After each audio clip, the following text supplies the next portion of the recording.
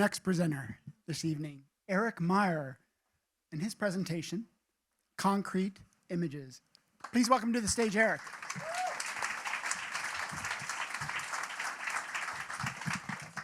Thank you. I've decided I'm nervous, so if I pass out, it's just a panic attack.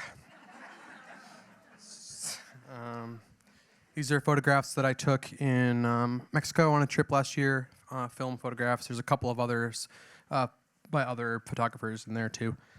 If you're curious, you can talk to me after. Okay, yeah. Here's a photograph that I took on a residential street in Guadalajara, Jalisco, Mexico. My photography from this trip plays with our impressions of concrete structures in different contexts.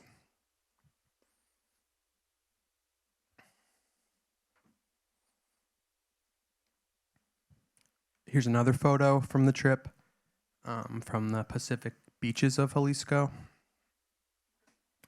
This image reminds me of the Mediterranean, maybe like ancient Greece. To me, it feels contemplative, peaceful. Back in Guadalajara, it's a different feeling here. There's unconscious or semi-conscious associations. These signals carry certain messages, maybe even feelings of fear around personal safety, but I'm not in the aesthetic dimension necessarily. But part of me during this part of the trip was still drawn in by the beauty of these structures, especially because I had my camera with me. And with a camera, you have the chance to frame the picture, to choose what's in the lens, and that encourages us to think about the compositional qualities of the world around us. I love this one. To me, it exists right at the crossroads of, historical and beautiful, like the beach shot, versus more dilapidated. Honestly, this was from I wouldn't say sketchy part of Guadalajara, but it was a little odd. This is original.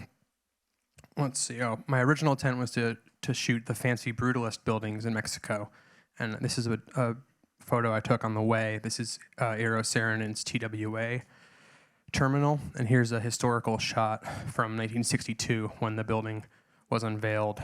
This is by the photographer Ezra Stoller, who's an amazing and influential photographer in the world of architecture.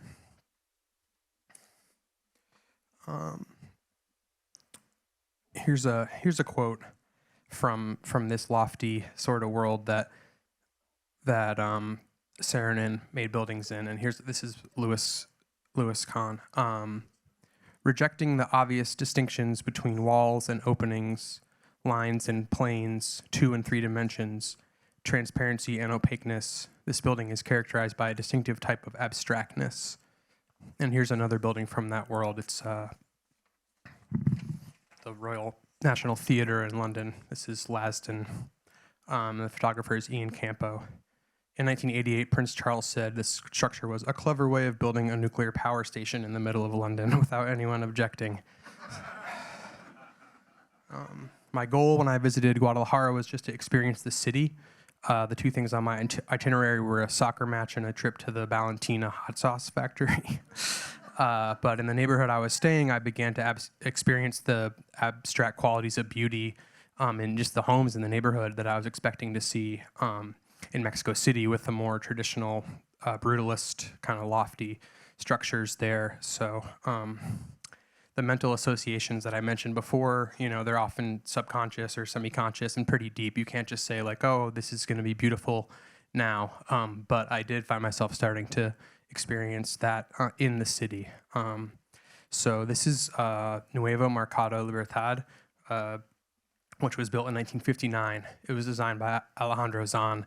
And what's interesting is when I was on the trip, I was like, oh, I'm discovering this sort of play between high and low art. And then when I got back and did some research, the architects already were thinking that way and already were playing with that stuff. So here's another picture of that market looking down, and they're not trying to make it like the TWA terminal. There's lots of exposed wires, and it's kind of, I don't know, ugly in some ways, but that's just the day-to-day life of Guadalajara.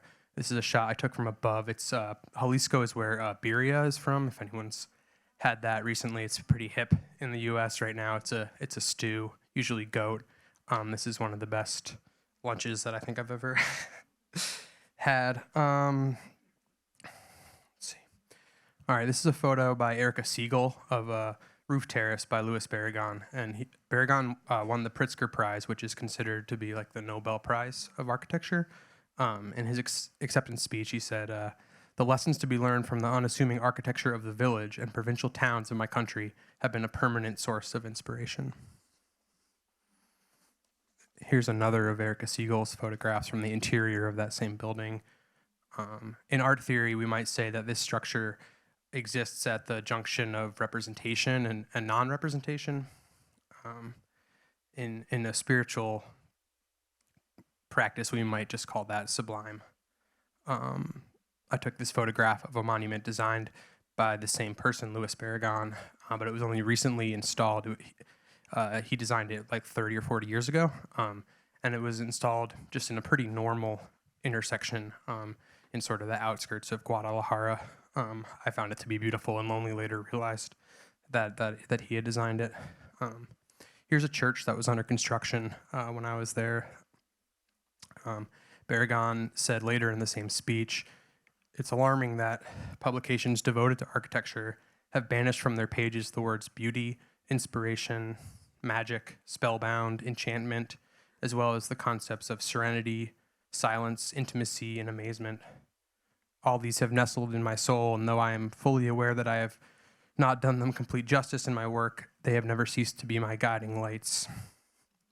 He continues, "Beauty, the invincible difficulty that the philosophers have in defining the meaning of this word, is unequivocal proof of its ineffable mystery. Beauty speaks like an oracle, and ever since man has heeded its message in an infinite number of ways." Thanks.